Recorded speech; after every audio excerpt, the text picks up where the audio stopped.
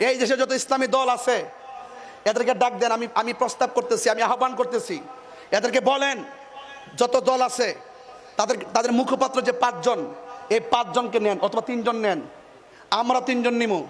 কোথায় বসবেন? বসেন, বৈষম্য বলবো যে আপনার সাথে আমার সমস্যা কি, এই সমস্যা ফাইন্ড আউট করেন। আপনার সমস্যা কি ফাইন্ড আউট করেন, আপনার সমস্যা কি ফাইন্ড আউট করেন, আমার সমস্যা আপনার সাথে কি আমি ফাইন্ড আউট করব। এখন দেখব সবার অভিযোগের ভিত্তিতে আমরা কোনো রাজনৈতিক সূত্রে শেষ করব না, আমরা কোরআন সুন্নাহর মাধ্যমে শেষ করব। যদি শেষ করতে পারি লেখা রাখেন, আমরা কারো পিছিয়ে ঘুরতেব না, আমাদের পিছিয়ে সবাই ঘুরবে। আর দিনে একটা রাইতে আর একটা, সকালবেলা বলো আমি আপনার সাথে আসি, রাত্রেবেলা বলো বান্ডেল দেন নাইলে নাই, বান্ডেল দেন নাইলে নাই। ইত্যাদি আমি সব বুঝি। রাষ্ট্রযন্ত্রের সর্বোচ্চ জায়গা থেকে আমার কাছে ফোন আসে, আমার কয় গত পরশুদিন একজন বলতেছে, আমি গুরুত্বপূর্ণ ব্যক্তি, আজকে বলছে আপনি কি চান? আমি বলছি আমি মুনাফিক মুক্ত বাংলাদেশ চাই। কথা বলেন ঠিক কিনা? কি মুক্ত?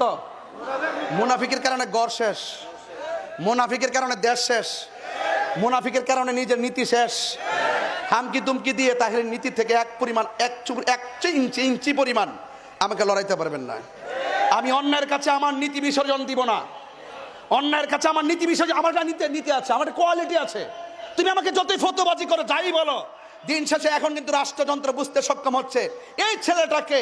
এতদিন পরে তাকে আমরা কি মনে করতাম, আসলে দেখতেছি এই ছেলে যা বলে এরা তো সুন্নিদের কথা। এই সুন্নিয়তের দলটাই এই স্বাধীনতার 53 বছর পর্যন্ত আমরা বুঝাইতে সক্ষম হয়েছি এই দেশে একমাত্র শান্তিপ্রিয় দল আহলুস সুন্নাত ওয়াল জামাত। কথা বলেন ঠিক কিনা বলেন?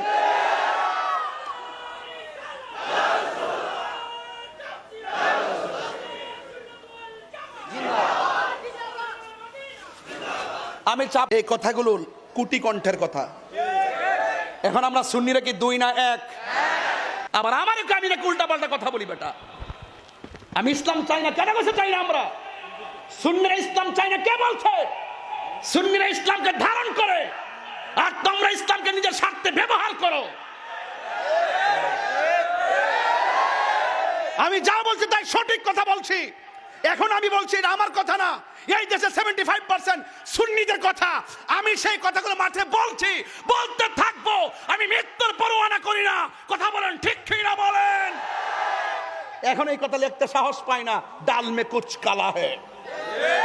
মাজার 90টা মাজার ভাঙ্গার পরও যেই মুসলমানরা নিন্দা পর্যন্ত জানায় না, এটা দুর্বিসন্ধি মনে হয়। কথা বলেন ঠিক কিনা? কাদিয়ানীদের ব্যাপারে কি হুঙ্কার মারছে এখন, কোন কি লেগা? শুধু একটা বার কও না যে আমাদের মধ্যে পারস্পরিক যে আকীদার দ্বন্দ্ব আছে, আমরা 5 জন, এমুকে 5 জন, এমুকে 5 জন, এমুক দলের 5 জন, আমরা এক জায়গায় বসমু। এটা সরেন দিকে, আমরা এক জায়গায় বসমু। রাজি আছেননি? আচ্ছা আপনারা রাজি আছেননি? পটিয়া আমার কাছ থেকে 30 মিনিট লাগে পটিয়া কওমি মাদ্রাসা যাইতে। আমি উদাত্ত আহ্বান করব, আসেন ভাই, আজকে তো আমি আইছি 5 মিনিট লাগবে হাইটে গেলে। এটা এবারই তো অসুবিধা নাই তো। আর আমি তো বেটা সব কি বুঝতেছস তুই? আওয়াজ কি জানা? তাহলে আমার যেমন লাগবো তোর এটা 30 সেকেন্ড লাগে না, 1 সেকেন্ড হইতেছে। তুমি 5 মিনিট বুঝাইতেছ, তুমি বাঙালি না, তুমি বাঙালি, তোমার সমস্যা আছে কি ভাই? কথা ঠিক আছে কিনা?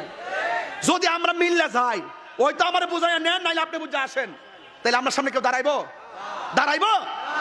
আমি বলছি আমার কাজে লাগান। মাইনাস নয় মেনেজ চাই, এটা বাংলাদেশে, এটা আমার বাণী সত্য। মাইনাস নয় মেনেজ চাই, এটা কার বাণী? এটা আমি বলছি না। দাওয়াতি মানে বাংলাদেশের মেনেজ নাই। হ্যাঁ, আল্লামা শহীদ ফারুকী বলছে, পীর যার যার সুন্নিয়ত